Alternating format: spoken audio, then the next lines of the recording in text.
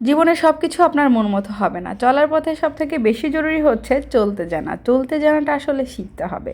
যাই হোক, সেদিন চলে গিয়েছিলাম সিলেটে। সিলেটে যাওয়ার যে ভিডিওগুলো আপনাদের সঙ্গে এখন পর্যন্ত শেয়ার করিনি, তো একেবারেই সময় পাচ্ছি না, সেই জন্য এখনও এডিট করতে পারিনি। এডিট করে নিশ্চয়ই আপনাদের সঙ্গে শেয়ার করব কোথায় গিয়েছিলাম, কী কী খেয়েছিলাম, অ্যান্ড জায়গাগুলো কত সুন্দর ছিল।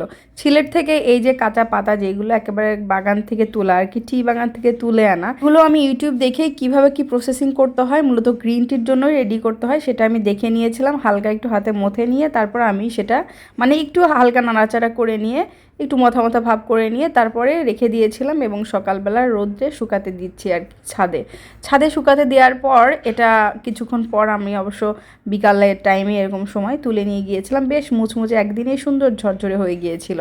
যাই হোক, আজকে আর একটা কাজ করলাম, সেটা হচ্ছে যে কদিন ধরে এই গাছ দুটো কিনে এনেছিলাম। সেদিন পূর্বাচলে গিয়েছিলাম, পূর্বাচল থেকে আমি এই দুটো গাছ কিনেছিলাম, ফুলের গাছ। বাসায় কোনো ফুলের গাছ নাই, তো ভাবলাম যে এইটা টবে লাগানো জরুরি। অনেক দিনই আনা হয়ে গিয়েছে, প্রায় 5-7 দিনের বেশি হয়ে গিয়েছে।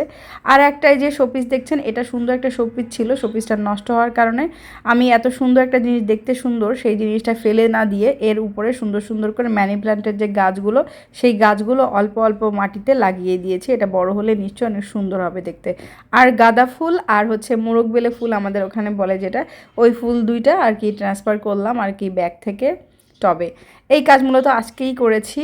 আর এই কাজগুলো করতে আমার ভীষণ ভালো লাগে। আমার মেয়ে আমার সাথে হেল্প করছিল। বেশি বেশি করে মাটি ধরলে, মাটিতে হাঁটলে মানুষের মন উদার হয়। আমার বাচ্চাকে এটাই শেখাচ্ছিলাম, মূলত এটাই হলো কথা।